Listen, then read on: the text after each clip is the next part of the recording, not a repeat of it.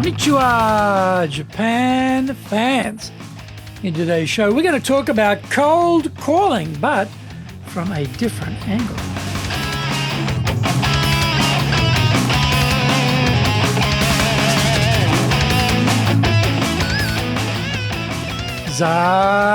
Eigo desu. それでは行きましょう. So let's get going.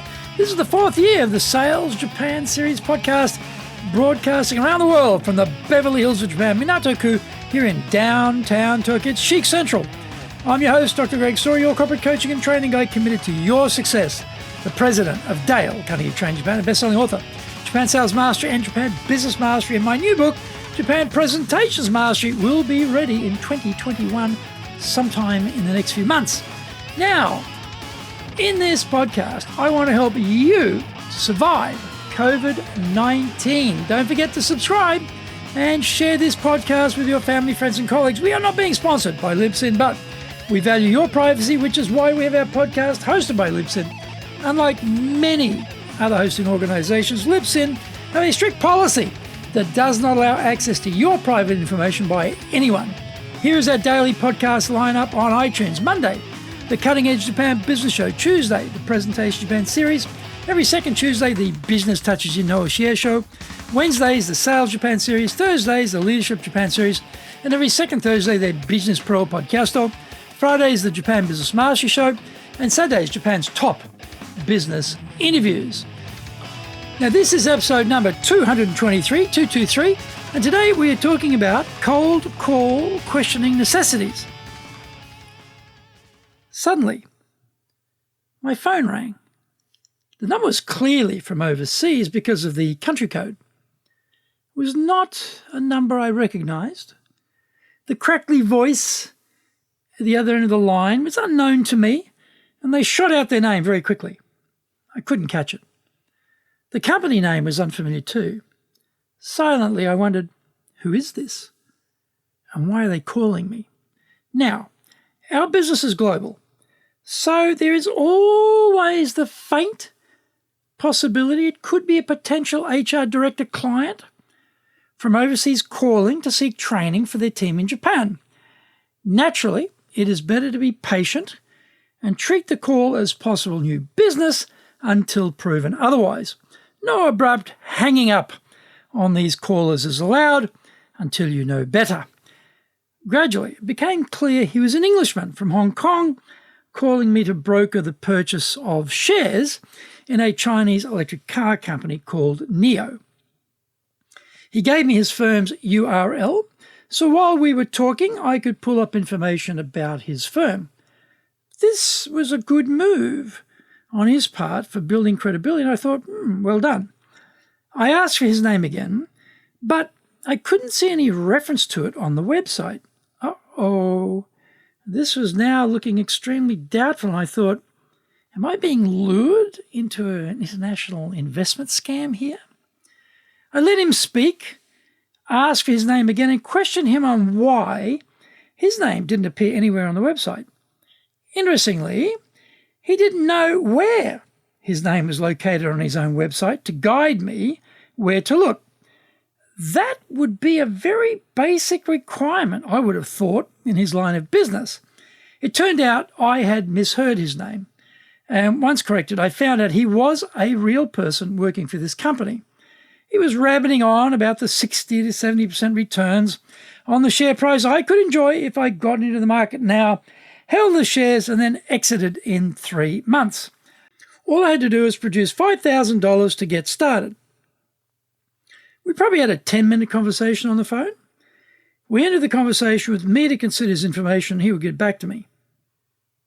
I reflected on this gentleman's sales approach.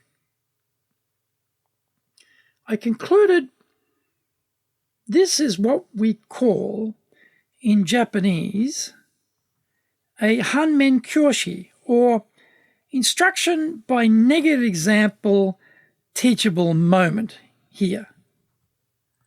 At no point in our conversation did he ask me anything about my investment objectives, strategy, preferences, history, current commitments, or access to liquid assets. He did ask me if I had experience of buying shares, which I did. His offer was based around the attractiveness of a 3-month return based on the expectation that this share price would now begin to rise in the next few months. When I searched the share price trends of the NEO company, I noticed that the shares have been fairly flat in their trajectory so far. The best share purchase bargain is of no use if you don't have the spare $5,000 to pony up to buy them. He took the trouble to ask whether I had ever bought shares, but he didn't ask me about the results I had experienced. What a critical question that is, and what a sad saga. Find out more when we come back from the break.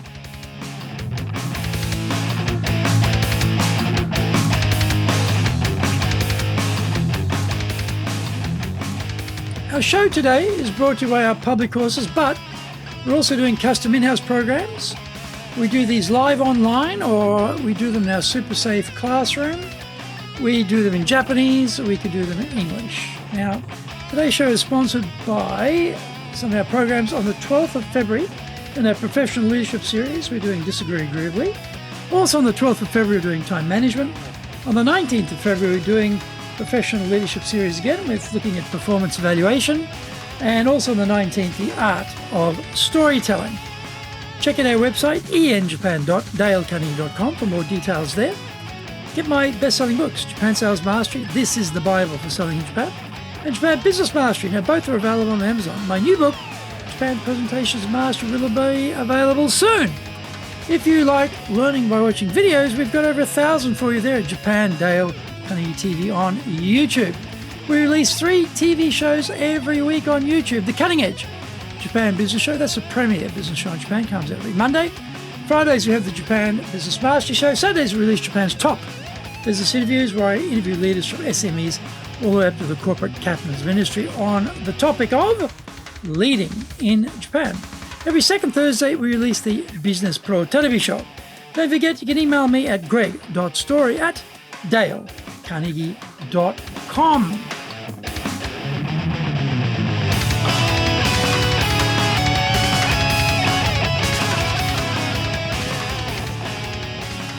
Welcome back.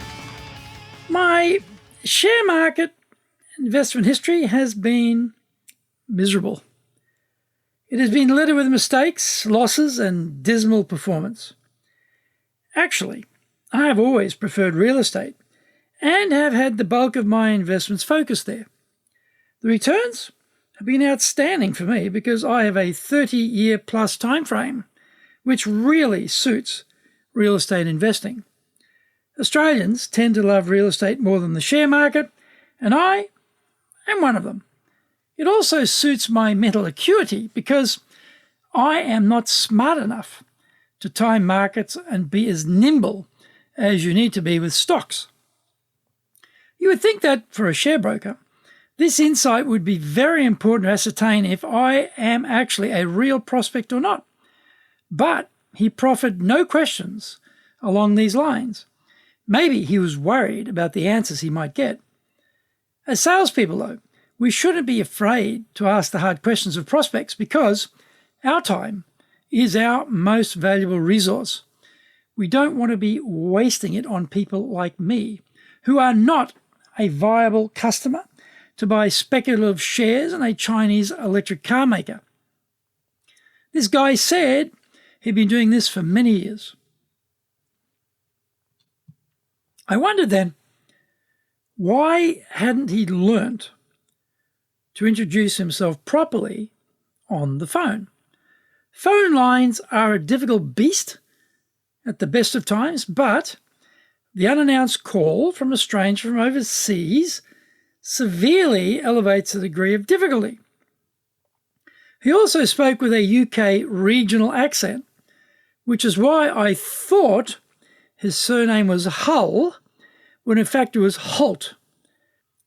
We want to establish trust with the client, so giving our name slowly and clearly and checking for understanding is absolutely essential.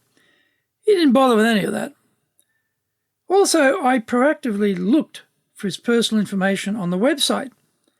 As a best practice, he should have done that, directing me to where to find him. This approach would have helped to allay any fears I had this was a scam.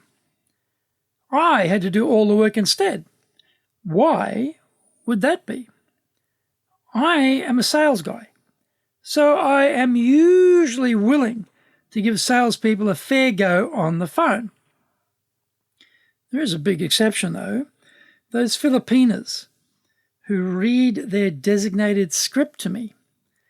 I feel my intelligence is being grossly assaulted by their methodology, and I am short in the patience department with them.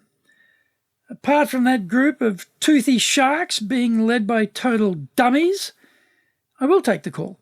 In all of these years of getting various cold calls, I can only think of one guy who called me who did it well.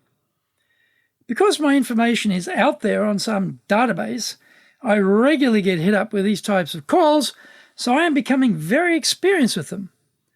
The results show that these salespeople really need to do more work on their cold calling techniques. They are skipping the most obvious requirements. Consequently, they are squandering their most precious resource, their time. Don't be one of them. Get the cold calling training needed.